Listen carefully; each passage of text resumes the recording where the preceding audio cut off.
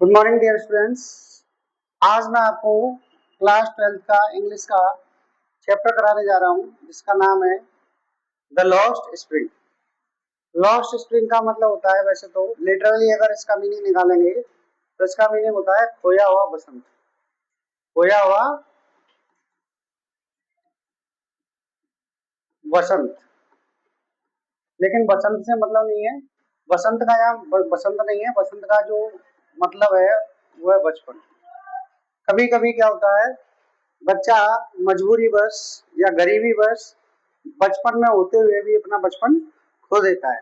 तो अनीश जंग इसके राइटर हैं, अनीश जंग इनकी राइटर हैं और ये कहती है कि एक ऐसे बच्चे की बात बताती है जिसमें एक लड़का है जो बहुत ही गरीब फैमिली से बिलोंग करता है, जो पढ़ने लिखने नहीं जाता है और कूड़ा बीनने का काम करता है, यानी रैग पिकिंग का काम करता है। तो उसके बारे में एक चैप्टर है, डिटेल में समझते हैं इसको। यहाँ से चैप्टर स्टार्ट होता है। Sometimes I find a rupee in the garbage. कभी कभी मुझे रुपी मतलब 1 रुपया मिल जाता है इन द गार्बेज। गार्बेज मतलब कूड़े के ढेर में, कूड़े के ढेर में यानी कूड़े में मुझे कभी कभी 1 रुपया मिल जाता है। ये कौन कह रहा है? ये बात कह रहा है साहिब, जो कि एक लड़का है जो क्या काम करता है, कूड़ा बीनने का काम करता है। ठीक है। अच्छा, किससे कह रहा है ये बात? ये बात कह रहा है वो हमारी राइटर से, इसका नाम है अनीश जंग। अनीश जंग, क्लियर?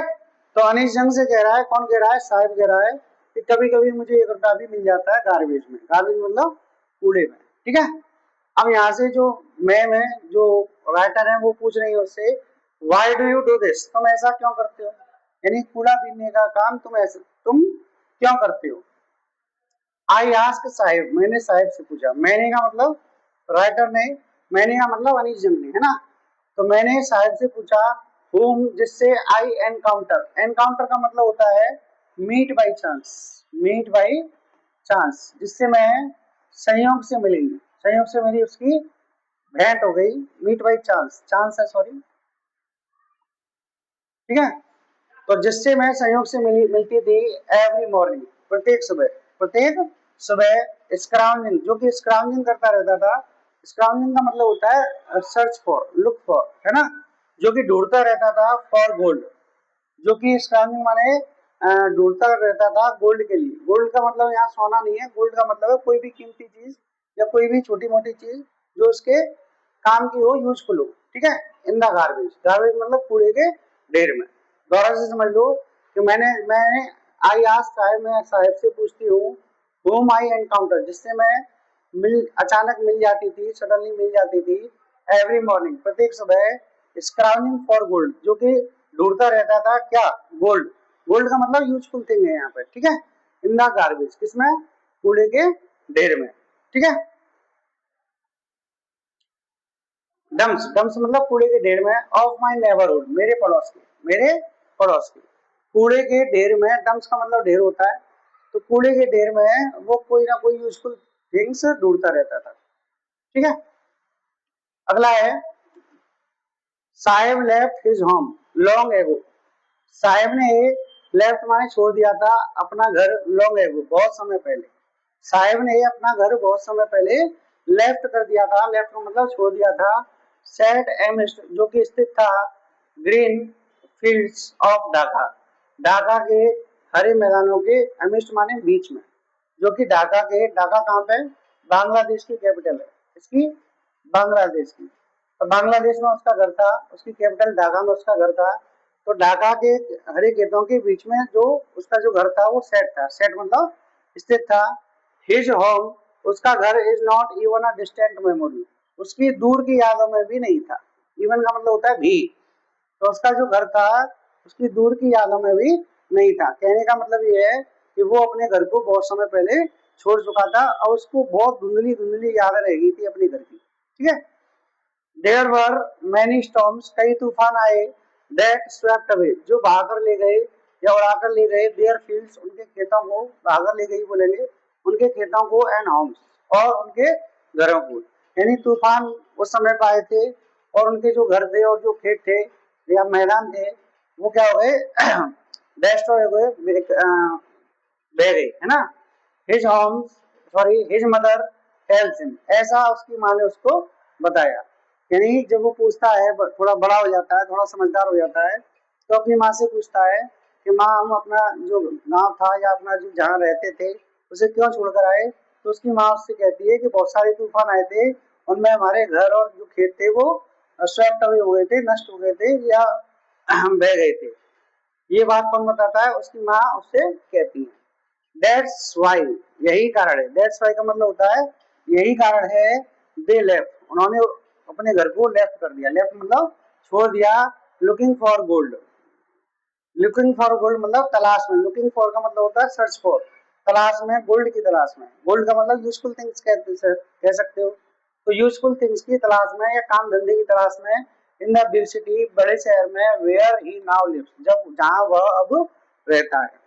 कहने का मतलब ये है कि पहले वो अपने गांव में रहता था, लेकिन उसके जब घर और जो खेत खलिहान थे वो जब बर्बाद हो गए तो उसकी जो पूरी फैमिली थी वो बिग सिटी में रहने के लिए आ गई। Clear. I have nothing else to do, मेरे पास कुछ भी नहीं है करने के लिए, मेरे पास कुछ भी नहीं है करने के लिए। अच्छा, ये आंसर किसका है मालूम है? ये आंसर इस क्वेश्चन का है कि तुम ऐसा क्यों करते हो, यानी तुम ये बीनावानी क्यों करते रहते हो, कूड़े के ढेर में बीनावानी क्यों करते रहते हो। जब अनीश जब मुझसे पूछती हैं तो उस क्वेश्चन का आंसर यहाँ पे देता है, वो क्या देता है, I have nothing else to do, मेरे पास कुछ भी नहीं है करने के लिए। ही मटर्स, वह धीरे से कहता है, लुकिंग अवे, दूर देखते हुए, दूर देखते हुए मतलब बात सामने वाले से कर रहा है लेकिन इधर उधर देखते हुए कह रहा है कि मेरे पास कुछ है ही नहीं करने के लिए, तो मैं क्या करूँ, कूड़े ही मिल लेता हूँ, है ना।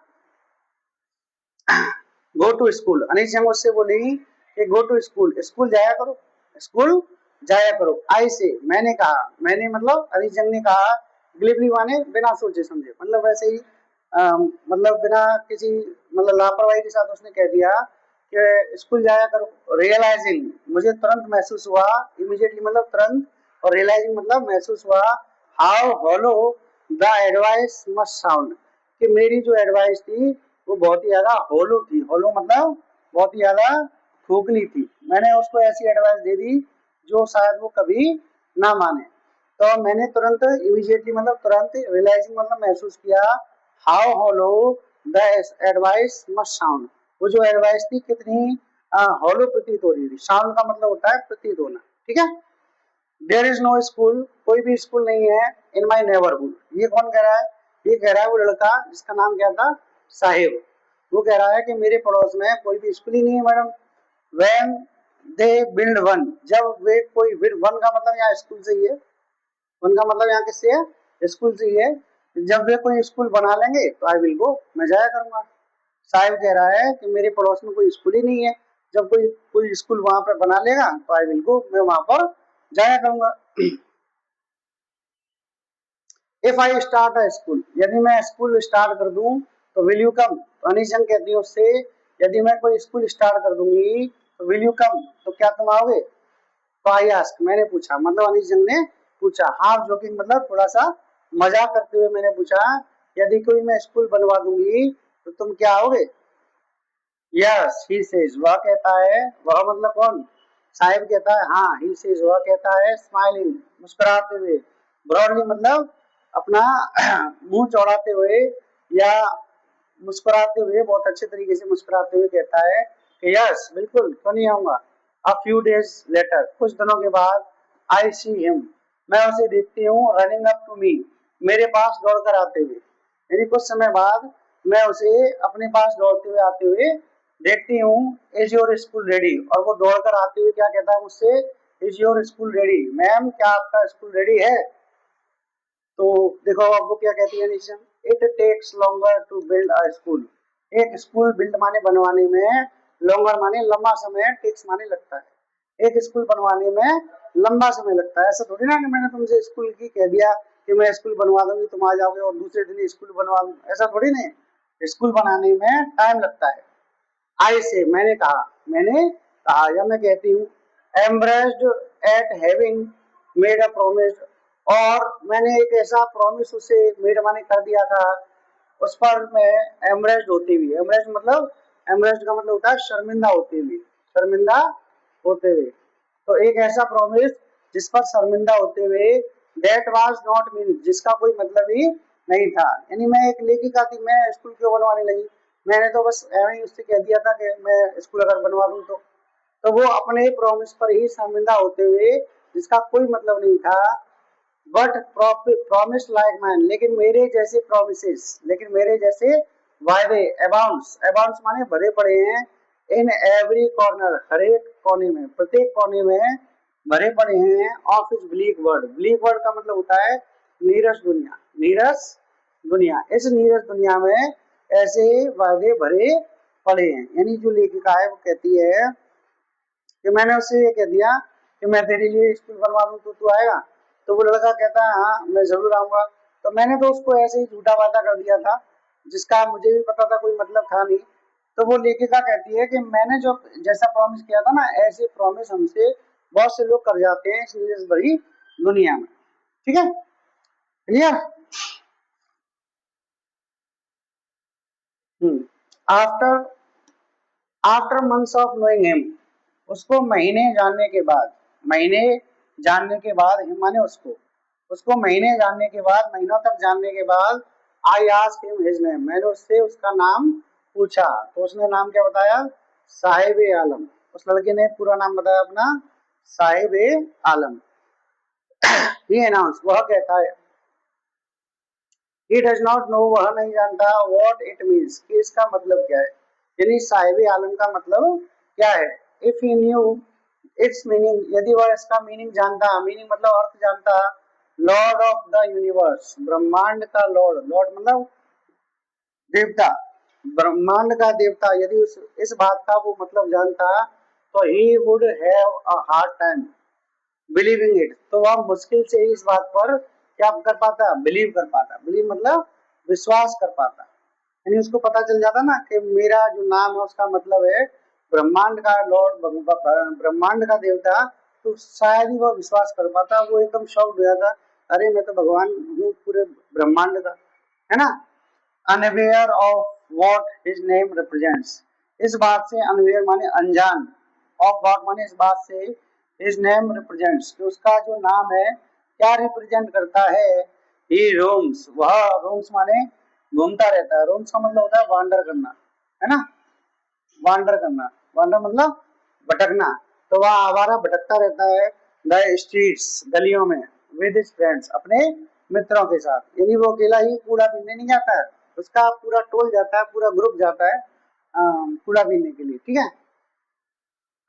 An army of barefoot boys, वो एक आर्मी की तरह है, उसका जो ग्रुप है ना वो एक आर्मी की तरह है। बेयरफुट बॉयज, बेयरफुट बॉयज मतलब नंगे पैर चलने वाले लड़कों की, नंगे पैर चलने वाले लड़कों की एक आर्मी की तरह है। Who appear like the morning birds, जो कि एक मॉर्निंग बर्ड्स की तरह, सुबह जो चिड़ियाएं चहचहाती है ना उनकी तरह अपीयर माने दिखाई देता है, एंड डिसअपीयर और गायब हो जाता है एट नून, शाम दोपहर को। यानी जैसे चिड़िया आती है ना, सुबह सुबह चिड़िया आती है चहचहाती है, तो ऐसे ही वो सुबह सुबह जो उनका जो टोल होता है वो गली गली में मोहल्ले में दिखाई देता है, और जैसे ही नून हो जाती है, जैसे ही दोपहर हो जाती है, वो सभी गायब हो जाते हैं, ठीक है। ओवर द मंथ, महीनों तक, I have come to recognise, recognise का मतलब होता है आइडेंटिफाई करना, तो महीनों तक मैं जान चुकी थी, रिकॉग्नाइज मतलब पहचान चुकी थी, ईच ऑफ देम माने उनमें से प्रत्येक को, उनमें से प्रत्येक को महीनों बाद मैं पहचान चुकी थी। यानी जब वो मेरे घर के आसपास से रोज गुजरते थे ना, तो मैं उनमें से प्रत्येक को फेस से पहचान चुकी थी, ठीक है।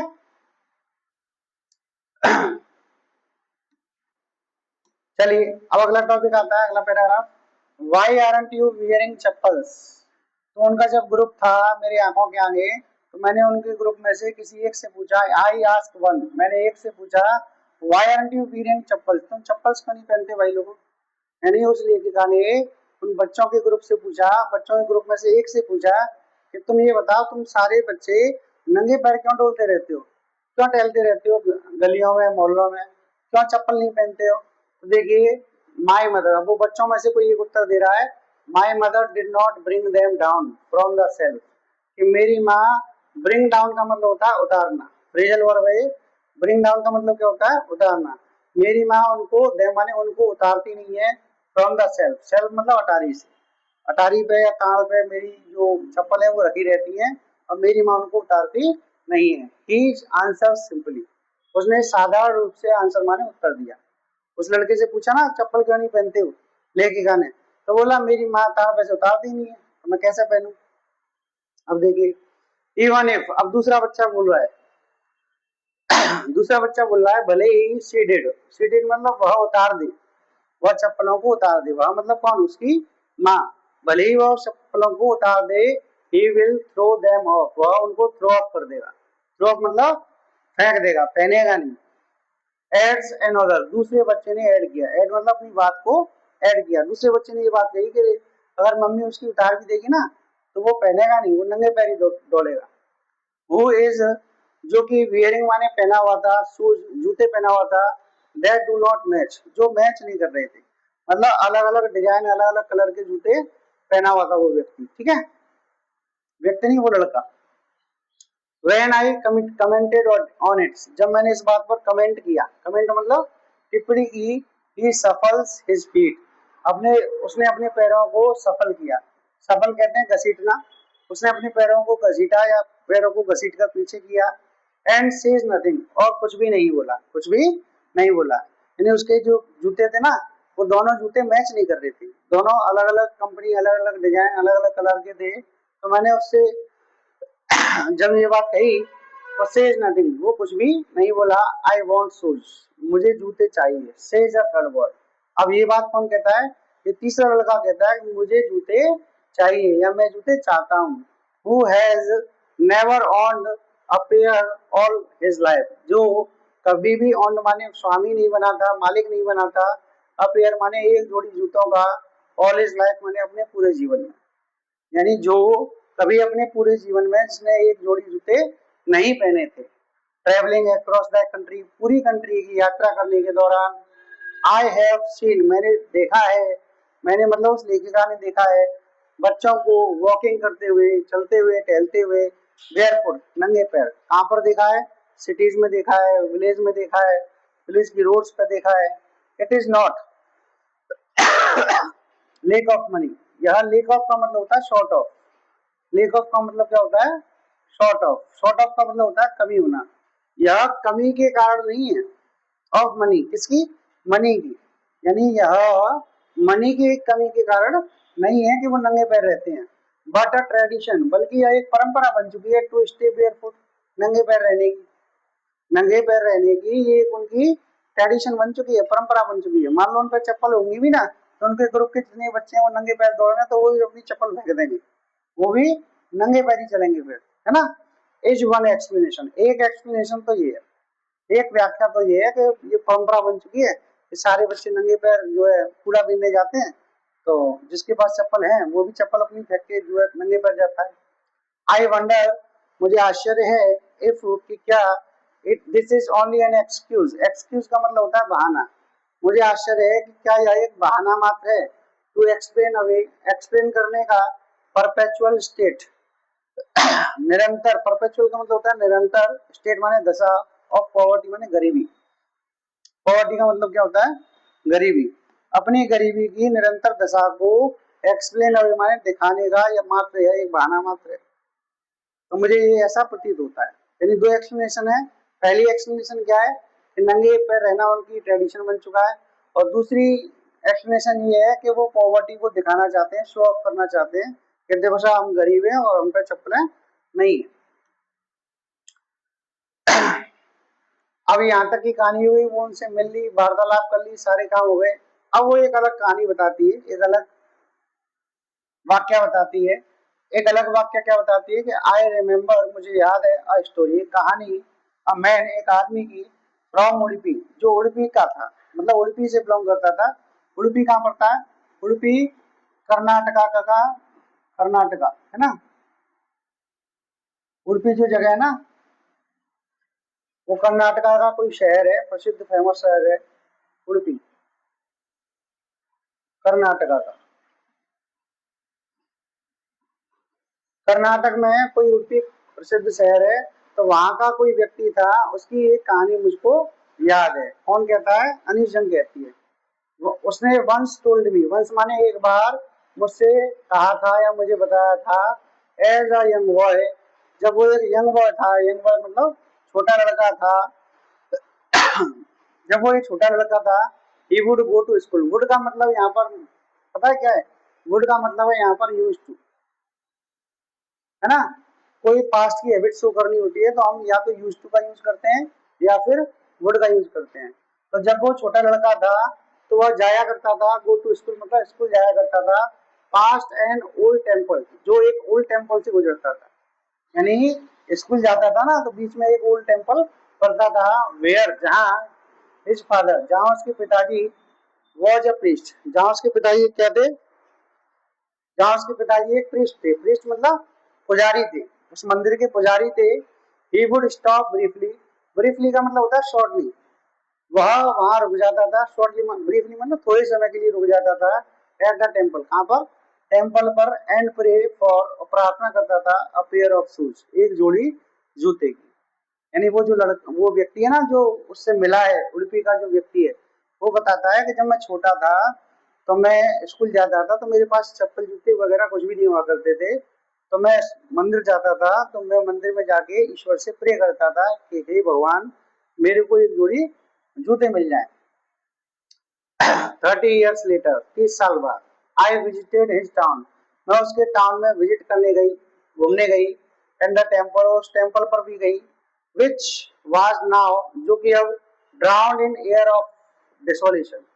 ड्राउंड माने डूब गया था, एयर माने वातावरण में, डिसोल्यूशन मतलब उजाड़, यानी जो पूरी तरह उजाड़ के वातावरण में डूब गया था। कहने का तात्पर्य ये है कि वो बिल्कुल वीरान हो चुका था और बिल्कुल उजड़ चुका था, जर्जर हो चुका था, टूटा फूटा हो चुका था। ठीक है। वो जो टेम्पल था, है ना। इन द बैकयार्ड, बैकयार्ड माने पिछले आंगन में, वेयर लिव्ड, जहाँ रहता था न्यू प्रीस्ट। अब 30 साल बाद जब मैं वहां गई थी ना, तो वहां वो व्यक्ति नहीं रहता था, अब कोई नया पुजारी रहता था। There were red and white plastic chairs, और वहां पर लाल कलर की और व्हाइट कलर की, सफेद कलर की प्लास्टिक की चेयर पड़ी हुई थी। यंग यंग बॉय, एक छोटा सा लड़का, dressed in a grey uniform, जो ग्रे कलर की यूनिफॉर्म पहना हुआ था स्कूल की, वियरिंग सॉक्स, जो कि चप्पल, सॉरी सॉक्स मतलब मोजे भी पहना हुआ था और शूज भी पहना हुआ था। अराइव्ड पेंटिंग, पेंटिंग का मतलब जानते हो? पेंटिंग का मतलब होता है गैस्पिंग करना, हाँफते हुए, गैस्पिंग। एक बच्चा जो कि ग्रे कलर की यूनिफॉर्म पहना हुआ था, सॉक्स पहना हुआ था, शूज पहना हुआ था, वो हाँफता हुआ आया and through his school bag, और उसने अपना स्कूल का बैग थ्रू माने फेंक दिया, on the folding bed, folding bed होता है ना, फोल्ड करने वाला जो बेड होता है, उस फोल्डिंग बेड पर उसने अपना बस्ता फेंका। लुकिंग एट द बॉय, लड़के को देखकर मुझे याद आ गया, the prayer of another boy, उस लड़के की प्रेयर, यानी मुझे उस लड़के को देखकर याद आ गया कि देखो आज के जमाने का बच्चा, जिसके पास जूते भी हैं, मोजे भी हैं, बैग भी है ना, वो कदर नहीं कर रहा अपने बैग की, अपने मोजे की, अपने जूते की। और मुझे उस बच्चे की प्रेयर याद आ गई, had made to the goddess, the prayer, उस लड़के की प्रेयर याद आ गई, अनदर बॉय की, had made to the goddess, जिसने भगवान से प्रेयर की थी, या गॉडेस मतलब देवी से प्रेयर की थी, when he had finally got a pair of shoes, और जब उसे फाइनली माने अंत में पेयर ऑफ शूज मतलब एक जोड़ी जूते मिल गए, तो let me never loss them, तो उस लड़के ने क्या कहा था उस समय पे, let me never loss them, मैं उनको कभी नहीं कहूंगा, लॉस नहीं करूंगा। The goddess had granted his prayer, goddess मतलब देवी माने उसकी प्रेयर को ग्रांटेड कर लिया था, ग्रांटेड मतलब स्वीकार कर लिया था, एक्सेप्ट कर लिया था। Young boys like the son of the priest, उस पुजारी के बेटे की तरह वो छोटे छोटे जो बच्चे हैं, नाउ अब वो शूज क्या पहनते हैं, जूते पहनते थे। यानी उस जमाने में 30 साल पहले पुजारियों के बच्चों पे या उन गरीब बच्चों पर जूते पहनने तक के पैसे नहीं थे, लेकिन आजकल सभी बच्चे क्या पहनते हैं, वो शूज, जूते पहनते हैं। बट मैनी अदर्स, लेकिन कई ऐसे भी हैं, लाइक द रैग पिकर्स, उन रैग पिकर्स, रैग पिकर जानते हो, रेक्टपेकर्स होता है कूड़ा बीनने वाले, कूड़ा बीनने वाले। तो उन कूड़ा बीनने वालों की तरह मैनी अदर्स, बहुत सारे ऐसे भी हैं इन माई नेबरहुड, मेरे पड़ोस में, रिमेन शूलेस, जो आज भी शूलेस रहते हैं। शूलेस मतलब बिना जूतों के रहते हैं। यानी दुनिया में सब तरह के लोग मिल जाएंगे, तो आज भी ऐसे लोग मिल जाएंगे आपको, ऐसे बच्चे मिल जाएंगे जिनके पास पहनने के लिए जूते नहीं है, खाने के लिए रोटी नहीं है। अगला पैराग्राफ देखते हैं। माई एक्वेंटेंस, मेरा परिचय विद, एक्वेंटेंस का मतलब होता है परिचय, मेरा परिचय विद बेयरफुट रेक्टपिकर्स, उन नंगे पैर चलने वाले रेक्टपिकर्स से, रेक्टपिकर्स मतलब कूड़ा बीनने वालों से जो मेरा परिचय था, लीड्स मी, मुझे ले गया टू सीमापुरी, सीमापुरी ले गया। कहने का मतलब ये है कि जब मेरा उनसे परिचय हो गया तो मैं उनके गांव जहाँ वो रहते थे, मैं उनके इलाके में जहाँ वो रहते थे वहाँ विजिट करने गई, और उस इलाके का नाम क्या था, सीमापुरी, है ना, जहाँ वो बच्चे रहते थे। प्रेजेंट में बांग्लादेश को छोड़कर उस जगह का नाम क्या था, सीमापुरी। अ प्लेस, एक ऐसा स्थान, ऑन द पेरीफेरी, पेरीफेरी कहते हैं सीमा, सीमा पर of the Delhi, of Delhi, Delhi की सीमा पर स्थित था। Yet miles away from it, हालांकि इससे माइल्स अवे माने मीलों दूर था, यानी था तो दिल्ली की सीमा में ही, सीमापुरी था तो दिल्ली की सीमा में ही, लेकिन दिल्ली से भी काफी दूर था। मेटाफोरिकली, मेटाफोरिकली का मतलब होता है अगर कंपेरिजन किया जाए तो, है ना, एज अ कंपेरिजन कह सकते हो आप, as a comparison, as a comparison, तुलनात्मक दृष्टि से कह सकते हो। तो कंपेरिजन अगर किया जाए ना तो दिल्ली से अभी भी वो जो सीमापुरी है वो काफी दूर है। क्लियर यहाँ तक। दोज, वे लोग सॉरी, वे लोग जो लिव माने यहाँ रहते हैं, आर स्क्वेटर्स, वे स्क्वेटर्स हैं। स्क्वेटर्स जानते हो, स्क्वेटर्स वो होते हैं जो किसी जमीन पर, किसी जगह पर अवैध कब्जा कर लेते हैं, मतलब गैर कानूनी कब्जा कर लेते हैं, उनको बोलते हैं स्क्वेटर्स। तो वे लोग जो यहाँ रहते हैं वो स्क्वेटर्स हैं। वो केम फ्रॉम बांग्लादेश, जो कहाँ से आए थे, बांग्लादेश से बैक माने वापस आए थे। कब आए थे, 1971 में, 1971 में। साहिब फैमिली, साहिब की जो फैमिली थी, इज अमंग देम, उन्हीं में से थी। बात आई ना समझ में। तो जो साहिब की जो फैमिली थी वो भी बांग्लादेश से ही वापस आई थी। Seemapuri was then a wilderness, Seemapuri उस समय पे 1971 के समय पे वाइल्डरनेस था। वाइल्डरनेस का मतलब होता है एक वीरान इलाका था। कैसा इलाका था, वीरान इलाका, बीहड़ कह सकते हो, एक बीहड़ था 1971 में। इट स्टिल इज, यह आज भी बीहड़ है, but it is no longer empty, लेकिन यह खाली नहीं रहा है। नो लॉन्गर का मतलब खाली नहीं रहा है वो। इन स्ट्रक्चर ऑफ मड, वहाँ स्ट्रक्चर्स बन चुके हैं, ढांचे बन चुके हैं मड के, मतलब मिट्टी के, यानी मिट्टी के घर बन चुके हैं, ऐसे कह सकते हो आप। विद रूफ, छत बन चुकी है टिन की और त्रिपाल की और टिन की जो है छतें बन चुकी हैं। डिवाइड ऑफ, डिवाइड ऑफ का मतलब होता है लेक ऑफ, जहाँ अभी भी वंचित है, कमी है सीवेज की, नाले की, ड्रेनेज नालियों की, और रनिंग वाटर, बहते हुए पानी, या पीने वाले पानी कह सकते हो आप। तो टिन और त्रिपाल के उनके घर बने हुए हैं आज भी, और जहाँ अभी भी आपको नाले नालियां नहीं मिलेंगे। मान लो जो झोपड़ियां होती है ना, झुग्गी झोपड़ियां होती हैं, तो वहाँ क्या होता है, सीवेज नहीं होते हैं, वहाँ नाले नहीं होते हैं, और वहाँ पाइपलाइन नहीं डली होती है नालों की, ना वहाँ खुले नाले होते हैं। तो जो पानी होता है ना वो सड़कों पे ही बहता रहता है, गली किनारे में ही बहता रहता है। लिव 10,000 रेक्टपिकर्स, आज भी वहां पर 10,000 लोग रहते हैं, रेक्टपिकर्स रहते हैं। रेक्टपिकर्स मतलब कूड़ा बीनने वाले लोग रहते हैं। पेपर में एग्जाम में क्वेश्चन पूछा जाता है कि सीमापुरी में उस समय पे कितने लोग रहते थे, तो 10,000 लोग, ठीक है, 10,000 रेक्टपिकर्स रहते थे। दे हैव लिव्ड हियर, वे यहाँ रह चुके हैं फॉर मोर देन 30 ईयर्स, कितने सालों से, 30 साल से ज्यादा समय हो गया उनको यहाँ रहते हुए।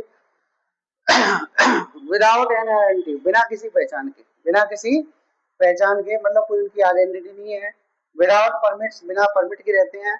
बट विद राशन कार्ड, लेकिन उनके पास क्या है प्रेजेंट में, राशन कार्ड है।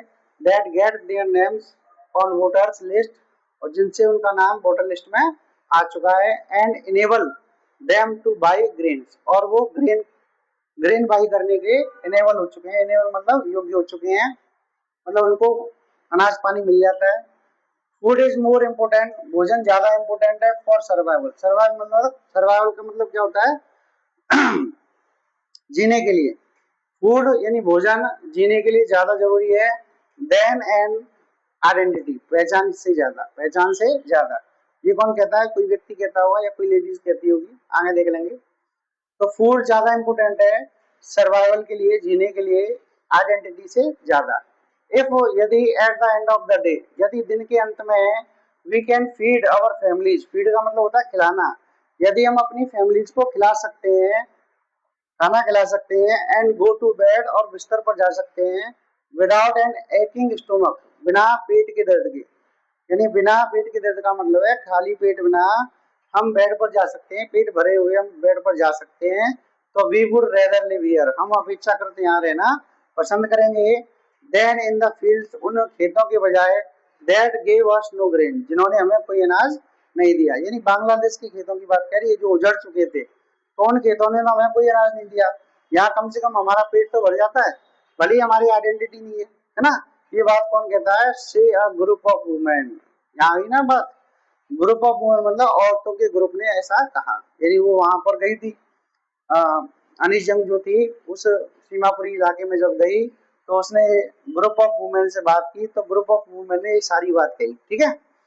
इन टैटर्ड साड़ीज, और जो ग्रुप था उन लेडीज का वो टैटर्ड साड़ीज थी। टैटर्ड साड़ीज मतलब फटी पुरानी साड़ी पहनी हुई थी वो।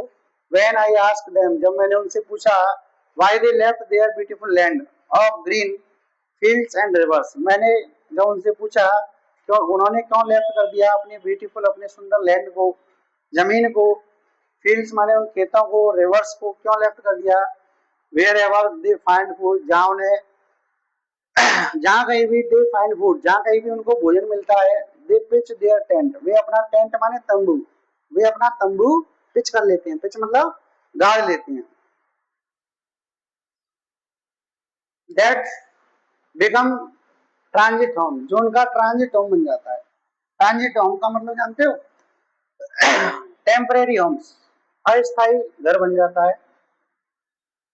Children grow them, sorry, transit home का मतलब होता है अस्थायी घर। चिल्ड्रन ग्रो देम, बच्चे ग्रो देम इन माने उनमें बड़े होते हैं, बिकमिंग पार्टनर्स, और वे पार्टनर्स बन जाते हैं इन सर्वाइवल, सर्वाइवल मतलब जीविका में, और जो बच्चे हैं वो उनकी जीविका में हाथ बटाते हैं, मतलब वो पढ़ते लिखते नहीं है, माँ बाप भी काम पे लगे हुए हैं और बच्चे भी अपने काम पे लगे हुए हैं, बच्चे कूड़ा बीन कर जो है पैसा कमाते हैं।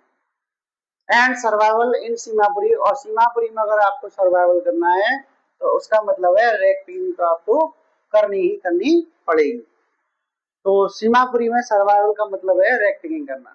थ्रू द ईयर्स, सालों से, इट हैज एक्वायर्ड, इट मतलब इस रेक पिकिंग, इट यहाँ पर रेक पिकिंग के लिए आया है, जो रेक पिकिंग का जो काम है उसने प्राप्त कर लिया है प्रोपोर्शन मतलब अनुपात ऑफ फाइन आर्ट, ललित कला का।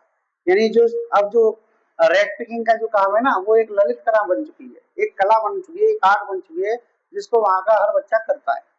गार्बेज टू देम, कूड़ा उनके लिए गोल्ड के समान है, एक सोने के समान है ना, वो उनकी रोजी रोटी है, एक तरह से ये कह सकते हैं। It is their daily bread, या उनकी रोजी रोटी है।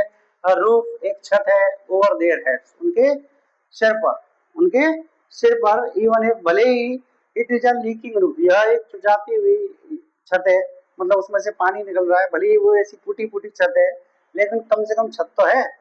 बट फॉर अ चाइल्ड, लेकिन एक बच्चे के लिए इट इज इवन मोर, यह उससे भी ज्यादा है, उससे भी ज्यादा है।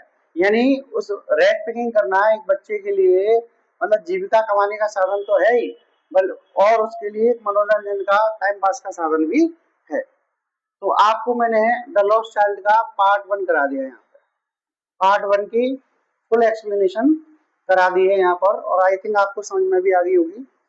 पार्ट 2 की वीडियो हम फिर से लेकर आएंगे किसी और नई वीडियो में। आज के लिए केवल इतना ही। अगर आपको वीडियो अच्छी लगी हो, यूजफुल लगी हो, पढ़ाना मेरा अच्छा लगा हो तो वीडियो को जरूर लाइक करें और चैनल को सब्सक्राइब करें। जय हिंद, जय भारत।